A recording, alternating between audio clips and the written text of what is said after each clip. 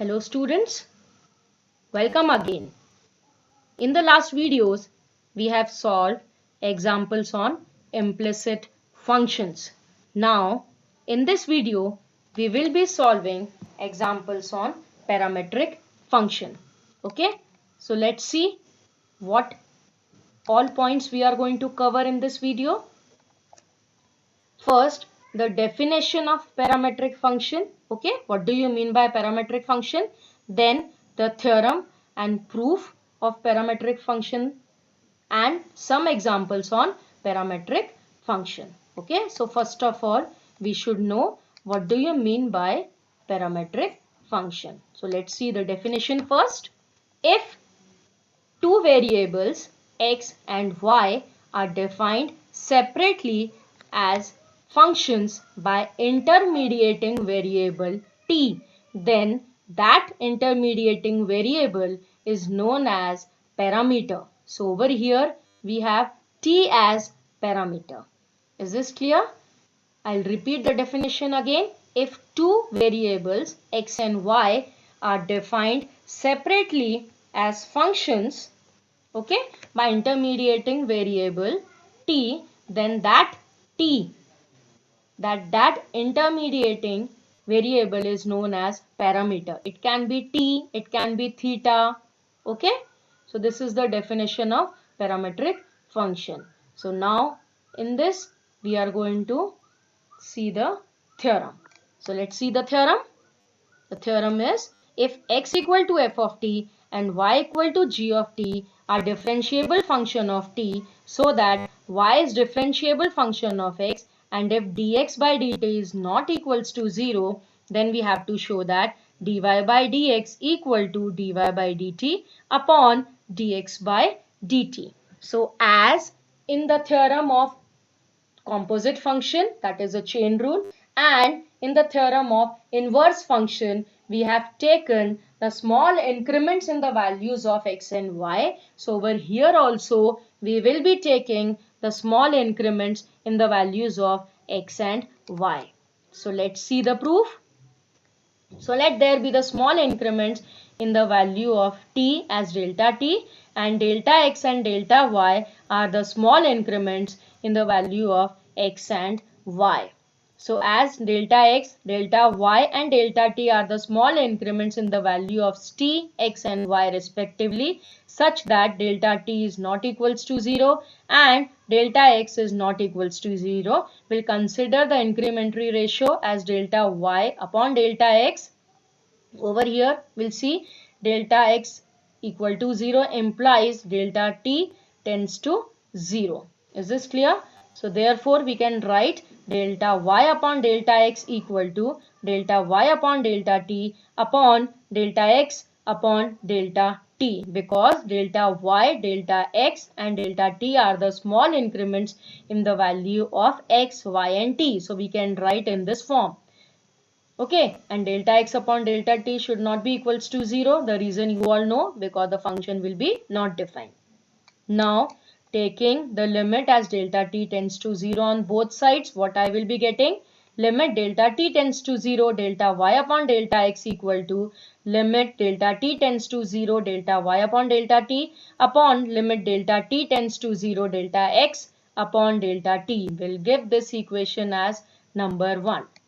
Okay.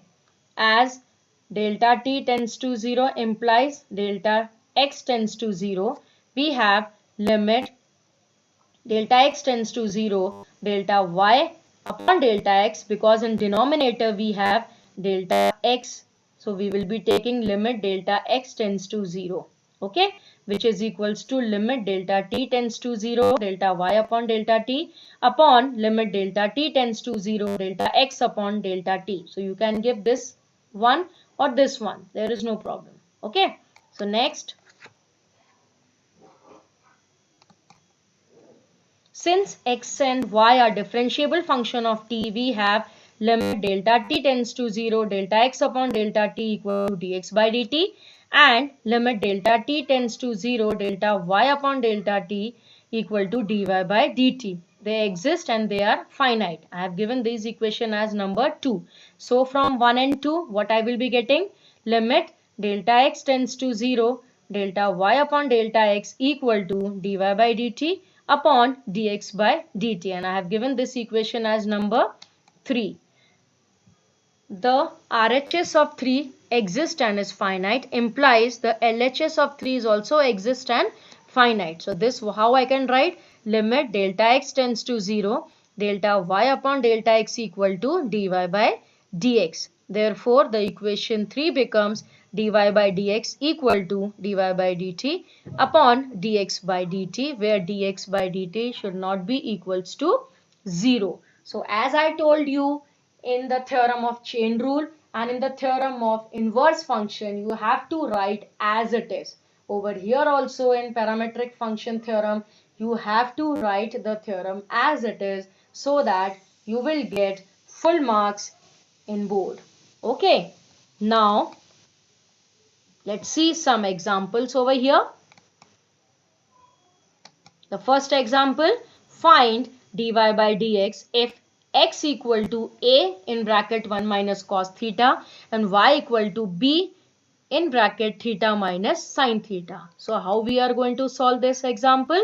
Let's see. So given y equal to b in bracket theta minus sin theta. So I will be differentiating this with respect to theta because over here theta is the parameter. Okay. So dy by d theta is equals to d theta of b theta minus d theta of b sin theta. B is constant and I am differentiating theta with respect to theta, so that will be 1. And B is constant over here also, so I have taken out, and derivative of sin theta is what? Cos theta. So that I have written dy by d theta as b minus b cos theta, and I have given this equation as number 1.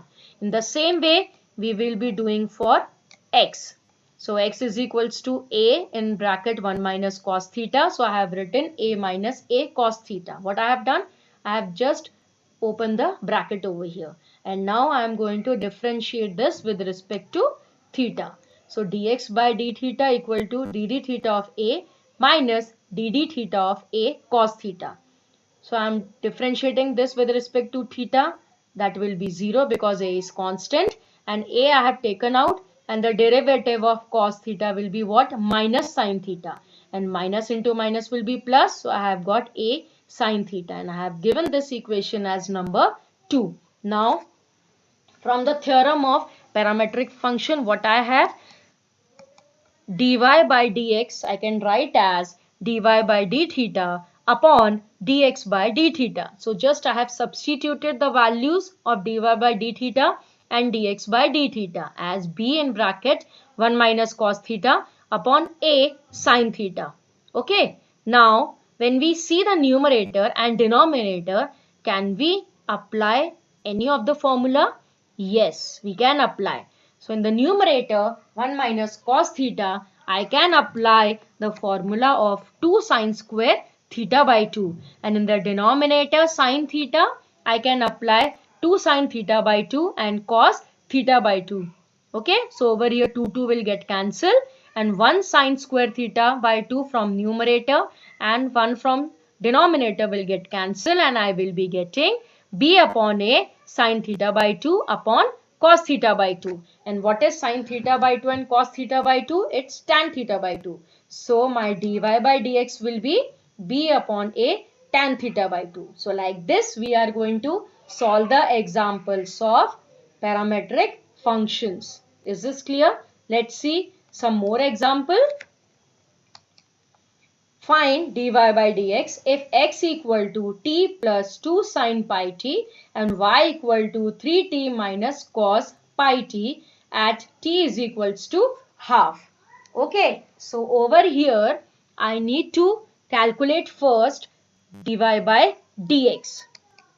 Fine, and then at the end I will be substituting the value of t as half. Okay, so let's see how we are going to do it. Given y equal to 3t minus cos pi t, I will be differentiating this with respect to t because over here I have t as a parameter. So dy by dt is equals to 3 ddt with respect to t.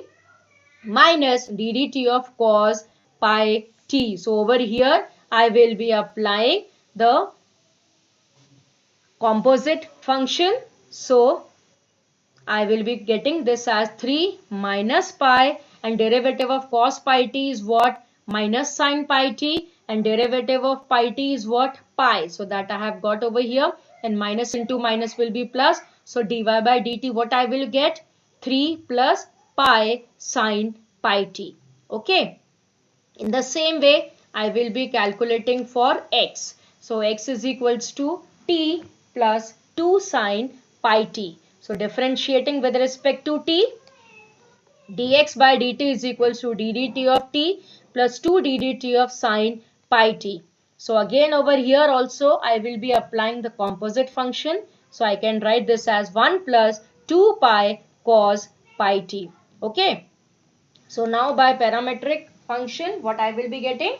Dy by dx equal to dy by dt upon dx by dt. Just I have substituted. Okay. So dy by dx is equals to 3 plus pi sin pi t upon 1 plus 2 pi cos pi t. So now I need to calculate this in terms of t as half.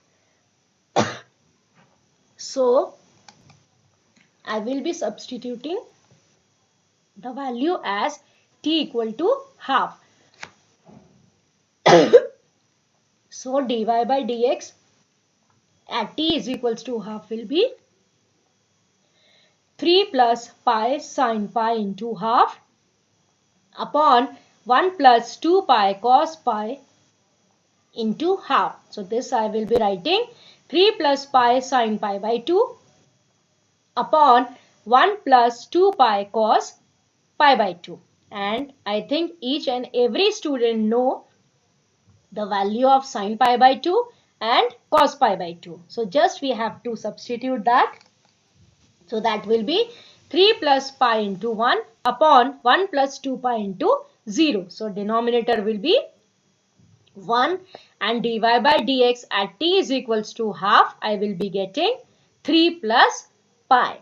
So my dy by dx at t is equals to half will be 3 plus pi. So like this we are going to solve the example. Let's see some more example. If x is equals to a cos cube t and y is equals to a sin cube t, then we need to show that dy by dx equal to minus y upon x raised to 1 by 3. Okay, so how we are going to solve this? Let's see. Given that x is equals to a cos cube t and y equal to a sin cube t. So we will be considering y as a sin cube t. Now I will be differentiating with respect to t. So over here my parametric function will be t. So differentiate. So a dy by dt will be a d dt of sin cube t. So again I will be applying over here the composite function derivative fx raised to n. So this will be a into 3 sin square t d dt of sin t. What is the derivative of sin t? It's cos t. So I have got over here dy by dt as 3a sin square t into cos t. I have given this equation as number 1. Now again I will be taking x. So x is equals to a cos cube t. So differentiate with respect to t. Dx by dt is equals to a d dt of cos cube t. So that will be a 3 into cos square t. Again the derivative of cos t, and derivative of cos is minus sin t. So I have got dx by dt as minus 3a cos square t into sin t. I have given this equation as number 2. Now just I have to substitute in the parametric function theorem. What is the theorem? Dy by dx equal to dy by dt upon dx by dt. So just I have substituted over here dy by dx as 3a sin square t cos t upon minus 3a cos square t sin t. And I have got minus sin t upon cos t. But this I have to prove? No. So I have given this equation as number 3. And what we have given? That is x equal to a cos cube t. So from given I will be calculating the value of cos t. as x upon a raised to 1 by 3. In the same way, I will be calculating sin t as y upon a raised to 1 by 3 because they have given you this. Okay, and just I need to substitute in 3. Okay, so from 3 what I will be getting? Dy by dx as minus y upon a raised to 1 by 3 upon x upon a raised to 1 by 3. So dy by dx will be minus y upon x raised to 1 by 3. And this only we need to prove. So I have got the answer as dy by dx is equals to minus y upon x raised to 1 by 3. So these type of examples they can ask in board for 3 marks or 4 marks. So you have to write each and every step. Is this clear? Now let's see the next example. Differentiate tan inverse of x root 1 minus x square with respect to sec inverse of 1 upon 2x square minus 1. So over here we have not got x is equals to y equal to. So over here how we are going to solve it? We are going to consider the first function as u and second function as v. Is this clear? So let's see. Let u equal to tan inverse of x upon root 1 minus x square and v equal to sec inverse of 1 upon 2x square minus 1. And then we want to find du by dv. Okay, so consider u first. So u equal to tan inverse of x root 1 minus x square. So as I told you in inverse functions sums, whenever we have tan inverse, inside I have to substitute so that I should get tan theta or cot theta. So over here I will be substituting x is equals to cos theta. So theta will be cos inverse of x. So u equal to tan inverse of cos theta upon square root of 1 minus cos square theta. And square root of 1 minus cos square theta will be 1 minus cos square theta will be sin square theta. So I have got u equal to tan inverse of cos theta upon square root of sin square theta. So what I will be getting? U equal to tan inverse of cos theta upon sin theta, that is cot theta. And by the formula I can write this as tan inverse of tan pi by 2 minus theta. So I have got pi by 2 minus theta. But what is the value of theta? It's cos inverse of x. Okay, you have to resubstitute the value of theta over here. And then we have to differentiate. So differentiate with respect to x. So du by dx will be ddx of pi by 2 minus ddx of cos inverse of x. ddx of pi by 2 will be 0 and ddx of cos inverse of x will be what? Minus 1 upon root of 1 minus x square, and minus into minus will be plus. So du by dx will be 1 upon square root of 1 minus x square. In the same way we will be doing for v. So now v will be sec inverse of 1 upon 2x square minus 1. So this I can write as cos inverse of 2x square minus 1. Okay, by the formula. But we put x is equals to cos theta. So theta will be cos inverse of x. So this I can write as v equal to cos inverse of 2 cos square theta minus 1. And what is 2 cos square theta minus 1? It's cos 2 theta. And what is cos inverse of cos 2 theta will be 2 theta. And what is the value of theta? As I told you, theta is cos inverse of x. So every time before differentiating we have to substitute the value of theta. Okay, now we have to differentiate. So differentiate with respect to x. dv by dx will be 2 ddx of cos inverse of x, and that is minus 2 upon root of 1 minus x square. And now we can write du by dv as du by dx upon dv by dx. Okay, so just I have substituted du by dv equal to 1 upon root 1 minus x square upon minus 2 upon root of 1 minus x square. And I can write this as 1 upon root of 1 minus x square into root of 1 minus x square upon minus 2. So this root and this root will get cancelled, and du by dv I will be getting as minus half. Okay, so I have taken every variety of parametric function. So you all can solve the different types of examples from exercise of parametric functions. Okay. Thank you, students.